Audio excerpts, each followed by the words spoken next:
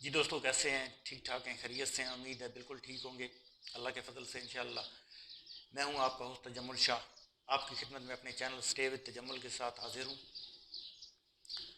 دوستو، ویڈیو کو شروع کرنے سے پہلے عمومی طور پر جو میں ریکویسٹ کیا کرتا ہوں آپ سے، آج پھر وہی ریکویسٹ دہراؤں گا کہ اگر آپ میرے چینل پر نئے ہیں تو کائنڈلی پلیز میرے چینل کو سبسکرائب کر لیں اور بیل آئیکن پہ لازمی کلک کر لیں۔ بیل آئیکن پہ کلک کرنے سے یہ ہوتا ہے کہ جو بھی نئی انفارمیٹو ویڈیوز آتی ہیں تو ان کے وقتاً فوقتاً آپ کو نوٹیفیکیشن ملتے رہیں گے اور آپ کو اویئرنیس بھی ملتی رہے گی۔ اس سے آپ جو اپنا کاروبار ہے، پرندوں کا، پولٹری کا جو بھی ہے جو کاروبار ہے، اس سے آپ کو بہت سے فائدے حاصل ہوں گے انشاءاللہ۔ آپ کو سمجھ ہوگی کہ کس طرح پرندوں کو پالنا ہے اور کیا صورتحال پیچیدہ صورتحال جو پیدا ہو جاتی ہیں ان کا حل کیسے تلاش کیا جاتا ہے۔ تو دوستو، اب چلتے ہیں ٹاپک کی طرف۔ جو ہمارا ٹاپک ہے وہ ہے گمبورو۔ گمبورو ایک ایسی بیماری ہے جو جب فارم پہ آتی ہے تو بالکل تباہی پھیر کے رکھ دیتی ہے۔ بہت سے دوستوں نے جنہوں نے فارمنگ کی ہوئی ہے، جو فارمنگ کر رہے ہیں، جو اس شعبے سے وابستہ ہیں، ان کو پتہ ہوتا ہے اس چیز کا کہ یار یہ کیا چیز ہے اور کس طرح یہ فارم پہ تباہی مچاتی ہے۔ عمومی طور پر ہمارے جو فارمر ہوتے ہیں وہ ان کی ویکسین کرتے ہیں، گمبورو انٹرمیڈیٹ اور گمبورو پلس۔ جو انٹرمیڈیٹ ہوتی ہے وہ سادہ ویکسین ہوتی ہے، وہ تقریباً 7 سے 8 دن کے عمر پہ کی جاتی ہے۔ جو پلس ہوتی ہے وہ تقریباً 14 سے 15 دن کی عمر پہ کی جاتی ہے۔ گمبورو کا فارم پہ آنے کے چانس جو ہوتے ہیں وہ تقریباً 20 سے 40 دن کی عمر کے پرندوں میں زیادہ ہوتے ہیں۔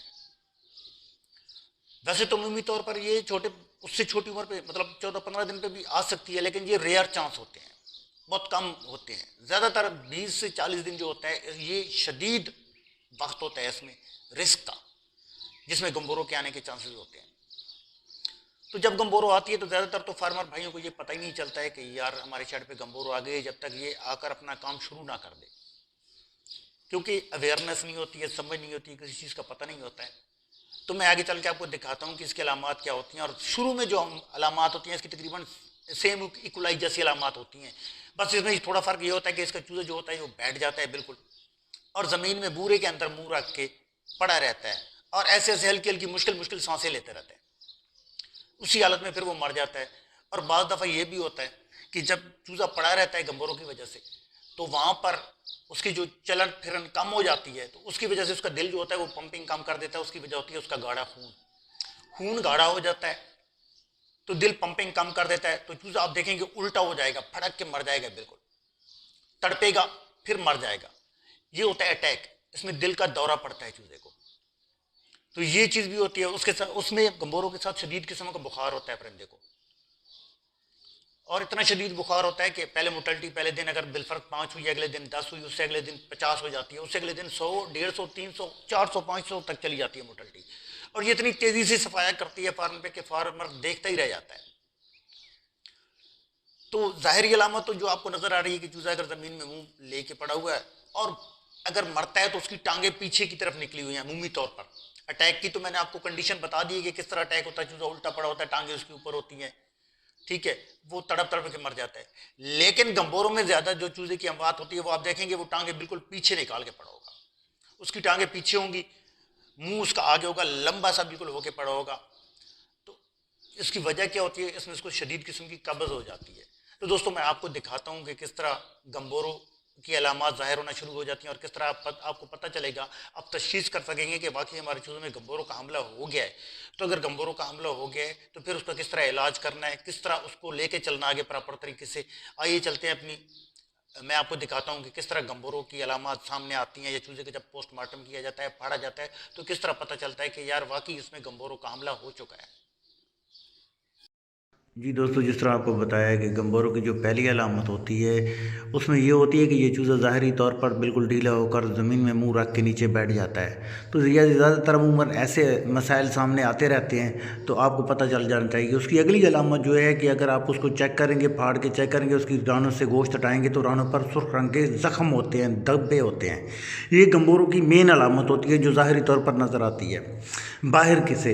جب آپ تیسری علامت دیکھیں گے، اس کو کھول کر دیکھیں گے، تو یہ آپ دیکھ رہے ہیں اس کا برسا جو ہے بالکل لال ہوا پڑا ہے، اس میں موٹیلٹی کی ریشو بہت پھر بڑھ جاتی ہے، بہت آگے چلا جاتا ہے۔ تو یہ واضح سی علامتیں، یہ 3 علامتیں میں نے آپ کو بتا دی ہیں۔ جی دوستو، جس طرح آپ نے ابھی دیکھا کہ گمبوروں میں جب ہم چوزے کا پوسٹ مارٹم کرتے ہیں تو اس میں جو اس کی ران ہوتی ہے، جہاں سے ہم چمڑی ہٹاتے ہیں نیچے سے دیکھتے ہیں تو اس کی ران پہ سرخ رنگ کے دھبے ہوتے ہیں، داغ نما ہوتے ہیں. اس کا جو برسا ہوتا ہے وہ بالکل سخت ہو جاتا ہے، اس پہ سرخی چھا جاتی ہے، مطلب سوزش کر جاتا ہے، اور شدید قسم کا بخار اس کو ہو جاتا ہے، اس کا جگر بھی متاثر ہو جاتا ہے. کوئی بھی وائرل ڈیزیز یا کوئی بھی ایسی بیماری جو شدت کے ساتھ آتی ہے تو اس میں سب سے پہلی جو چیز ہوتی ہے وہ لیور ڈسٹرب ہوتا ہے، کیونکہ لیور ایک ایسی چیز ہے جو آپ کی پرندے کی خوراک کو آگے ہضم کرنے میں معاون ثابت ہوتا ہے. تو اس میں گمبوروں میں یہ ہوتا ہے کہ آپ دیکھیں گے کہ آپ کا چوزا سیدھا لمبا ہو کر پڑ جائے گا زمین میں منہ رہ کر اور ٹانگیں پیچھے نکال کے، کیونکہ یہ اس میں یہ ہوتا ہے کہ جب برسا اس کا سخت ہو جاتا ہے، سرخ ہو جاتا ہے، اس کو شدید قسم کی قبض ہوتی ہے. تو قبض میں پھر اس کے ساتھ اس کو شدید قسم کا بخار ہو جاتا ہے، تو وہ چیزیں بڑھتی ملتی جلتی مطلب ایک ملٹی پرپز ایک مطلب ڈیزیز پرابلم بن جاتا ہے. کوئی سمجھ نہیں آتی کہ کیا کیا جائے. تو ایسی حالت میں دوستوں پریشان ہونے کی اتنی ضرورت نہیں ہے. اللہ تعالیٰ نے جو بھی بیماری اتاری ہے اس کی شفا بھی ساتھ اتاری ہے. ہاں یہ اور بات ہے کہ سائنس کسی چیز تک پہنچ سکی ہے اور کسی چیز تک نہیں پہنچ سکی، لیکن بعض ایسے معاملات ہوتے ہیں جن میں ہم خود اللہ کے فضل سے اللہ تعالیٰ نے سمجھ دی ہوتی ہے، ہم ان چیزوں کو لے کر چلتے ہیں تو اللہ تعالیٰ ہمارے لیے آسانیاں پیدا کر دیتا ہے. دوستوں میں آپ کو بتاؤں گا کہ جب آپ کو پتہ چلتا ہے کہ آپ کے چوزے میں گمبوروں کا پرابلم پیدا ہو چکا ہے اور بیماری آ چکی ہے، تو سب سے پہلے آپ نے 3 چیزیں استعمال کرنی ہے. یہ آپ نے نوٹ کر لینی ہے جو چیزیں میں آپ کو بتا رہا ہوں. یہ مین چیزیں ہیں 3، تقریباً 12 گھنٹے کے لیے آپ نے لگاتار چلانی ہے یہ چیز. پہلی دفعہ نمبر 1 آپ نے پیراسیٹامول سیرپ لے لینا ہے. عام میڈیکل سٹور سے مل جاتا ہے پیراسیٹامول سیرپ. پیراسیٹامول سیرپ کے ساتھ آپ نے دوسری چیز لینی ہے لیور ٹانک. کسی بھی کمپنی کا اچھا سا لیور ٹانک ہو، اس کو ڈبل ٹرپل ڈوز میں مطلب تیز سے تیز ڈوز میں چلائیں. اگر 1-2 پہ کمپنی کہتی ہے کہ یہ ٹریٹمنٹ ڈوز ہے تو آپ نے اس کو 1-1 پہ چلانا ہے. اور تیسری چیز جو ہے وہ ہے فلیشر. کسی بھی کمپنی کا فلیشر لے لیں، زیادہ تر ان کی اسٹینڈرڈ ڈوز 1-1 ہی ہوتی ہے، تو آپ نے اس کو 1 گرام 1 لیٹر میں چلانا ہے. یہ تینوں چیزیں آپ نے مکس کر لینی ہیں، فلیشر، پیراسیٹامول اور لیور ٹانک. یہ آپ نے 12 گھنٹے لگاتار چلانا ہے اپنے پرندے پہ. تو 12 گھنٹے میں انشاءاللہ جو ہوگا وہ آپ کا پرندہ سٹریس سے آہستہ آہستہ باہر آنا شروع ہو جائے گا. اب یہ تو نہیں ہوتا کہ ادھر پانی ڈالا، ادھر میڈیسن ڈالی اور ادھر چوزا ٹھیک ہو گیا، لیکن تھوڑا سا وقت لگتا ہے. لیکن انشاءاللہ یہ آپ کی جو موٹیلٹی ہے نا وہ کور ہو جائے گی، وہ موٹیلٹی ریشو بالکل نیچے آ جاتی ہے. تو آپ نے کیا کرنا ہے، یہ 3 چیزیں پیراسیٹامول، لیور ٹانک اور فلیشر، آپ نے یہ 3 چیزیں 12 گھنٹے کے لیے لگاتار چلانی ہے. اور دوسروں جب آپ دیکھتے ہیں کہ آپ کے چوزے میں ایک ایسی علامت بھی پیدا ہو رہی ہے کہ الٹا ہو کر مر رہا ہے اور تڑپ کر مرتا ہے، تو آپ نے کیا کرنا ہے کہ ڈسپرین جو گولی ڈسپرین آپ نے لینی ہے 1 گرام 1 لیٹر پانی میں 4 گھنٹے کے لیے، کم سے کم 4 گھنٹے کے لیے، اور زیادہ سے زیادہ بھی 4 گھنٹے کے لیے چلانی ہے ایک دن میں. اگر آگے جا کے یہ پرابلم ہوتا ہے تو پھر اس کے لیے پھر ایسی ایک ڈوز مطلب ایک پانی اس کا چلا لیا جاتا ہے. تو ڈسپرین 1 گولی 1 لیٹر کے حساب سے آپ نے 4 گھنٹے میں جتنے لیٹر پانی دینا ہے اتنی گولیاں ڈسپرین کی آپ نے ڈال دی ہیں، وہ چلا دینی ہے. اس سے یہ ہوگا کہ اس کا جو خون ہوتا ہے چوزے کا وہ پتلا ہو جاتا ہے، اس کی گردش تیز ہوتی جاتی ہے، اور جو دل ہوتا ہے وہ پمپنگ بڑھانا شروع کر دیتا ہے. اصل میں جب اٹیک ہوتا ہے کسی انسان کو یا کسی بھی پرندے کو تو دل کی پمپنگ کم ہو جاتی ہے. ہم جس چیز کو کہتے ہیں نا بلڈ پریشر، تو بلڈ پریشر کیا چیز ہوتی ہے، ایک چیز کو دل جب کھینچتا ہے، خون کو اندر کھینچتا ہے پھر اس کو باہر پھینکتا ہے، تو اس کی ایک سپیڈ ہوتی ہے، اللہ تعالیٰ نے ایک ریشو مقرر کی ہوئی ہے اس کی. لیکن جب وہ اس سے نیچے آتا ہے تو پھر اس کے لیے دل میں نقصان کے زیادہ معاملات پیدا ہونا شروع ہو جاتے ہیں. تو آپ نے کیا کرنا ہے، ڈسپرین 1 گولی 1 لیٹر کے حساب سے چلانی ہے اس میں. تو انشاءاللہ اس سے اس کا خون پتلا ہو جائے گا تو اٹیک کی شرح ختم ہو جائے گی، تقریباً ختم ہی ہو جاتی ہے. تو 12 گھنٹے یہ چیزیں چلا لینے کے بعد آپ نے کیا کرنا ہے دوستوں، کیونکہ بڑی بیماری ہے، شدت ہے اس میں بخار کی، اور بھی بہت سے پرابلم اس میں پیدا ہو جاتے ہیں. تو فیڈ بھی کھا رہا ہوتا ہے چوزا، میڈیسن بھی لے رہا ہوتا ہے، اور ہم بات بھی ہو رہی ہوتی ہیں. یہ 3 جگہ سے فارمر کا نقصان ہو رہا ہوتا ہے. تو آپ نے کیا کرنا ہے، 12 گھنٹے یہ چیزیں چلا کر پھر اس کے بعد آپ نے کیا کرنا ہے کہ لائزوویٹ اور ای سیلینیم، وٹامن ای سیلینیم جو ہوتا ہے، لائزوویٹ اور وٹامن ای سیلینیم، یہ آپ نے اپنے پرندے میں تقریباً جو سٹینڈرڈ ڈوز ہوتی ہے 1-2 ہوتی ہے، 1-3 ہوتی ہے، 1-4 ہوتی ہے، جو بھی ہوتی ہے، مختلف کمپنیز کی مختلف ڈوزز ہیں. تو آپ نے ان کو 12 گھنٹے کے لیے علیحدہ سے چلا لینا ہے. 12 گھنٹے جب یہ چلا لیں گے تو آپ کا چوزا سٹریس سے تھوڑا باہر آ جائے گا. پھر 12 گھنٹے آپ نے پھر وہی چیز جو میں نے آپ کو پہلے بتائی ہے کہ لیور ٹانک، فلیشر और पैरासिटामोल, ये 3 चीज़ें आपने फिर 24 घंटे के लिए चलानी है। और 24 घंटे जब आप चलाएंगे तो इसके साथ आपने लाइजोविट और इसिलिनियम लाजमी चलाना है। जब ये चीज़ें चलाएंगे तो आपका ब्लड स्ट्रेस से बाहर आ जाएगा, किसी और बीमारी के बढ़ने का खतरा कम हो जाएगा और मोर्टेलिटी की रेशो भी नीचे आ जाएगी। तो फिर जो तीसरी चीज़ जो रह जाती है वो होता है शदीद किस्म का बुखार।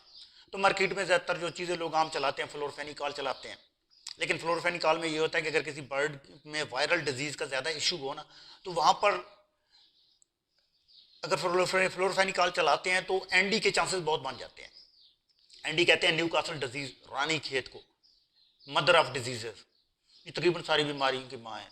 अल्लाह ताला हर किसी को इससे महफूज रखे, तो उसके चांसेस ज़्यादा बन जाते हैं। तो वक्ती तौर पर फ्लोर, अगर आप जो स्ट्रेस से निकालने वाले मामला है, जब स्ट्रेस से निकल आता है तो इसका जो मैदा होता है जिसको हम छोटा पोटा कहते हैं, तो उसको चेक करना चाहिए बार बार। अगर परिंदा कोई मोर्टेलिटी होती है तो उसको चेक करना है कि उसमें सुर्ख रंग के धब्बे तो नहीं आ रहे। अगर नहीं आ रहे तो फिर एंटीबायोटिक चला लें। जब आप एंटीबायोटिक चलाएंगे तो इंशाल्लाह तकरीबन 12 से 24 घंटे में आपका परिंदा बुखार से और ये गंबोरे से इंशाल्लाह निकल आएगा। ये मैक्सिमम 3 दिन में ये काम हो जाता है अल्लाह के फजल से। तो इंशाल्लाह कोई परेशानी वाली बात नहीं है। तो कोई भी मसला हो तो आप आगे से किसी अगर मुस्तनद कोई डॉक्टर आपको वाकिफ है तो उससे एडवाइस ले सकते हैं। लेकिन अमूमी तौर पर ये चीज़ें हम चलाते हैं और ये अपने तजर्बे के बेस पर आपको बता रहे हैं दोस्तों, अपने ज़ाती तजर्बे के बेस पर आपको बता रहे हैं। ये इसमें कोई ऐसी चीज़ नहीं है कि हमने किसी से ली हो, तो अपने ज़ाती तजर्बे के बेस पर आपको बता रहे हैं और तकरीबन ये फ़ायदा होता है ऐसी चीज़ों से। तो उम्मीद है आपको वीडियो पसंद आई होगी। तो रिक्वेस्ट है आपसे दोस्तों, अगर आपको वीडियो पसंद आई है तो प्लीज़ मेरी वीडियो को लाइक करें, शेयर करें और मेरे चैनल को ज़रूर सब्सक्राइब करें। अगली वीडियो तक इजाज़त दीजिए। दुआ में याद रखिएगा। खुश रहें, आबाद रहें। अल्लाह हाफ़िज़।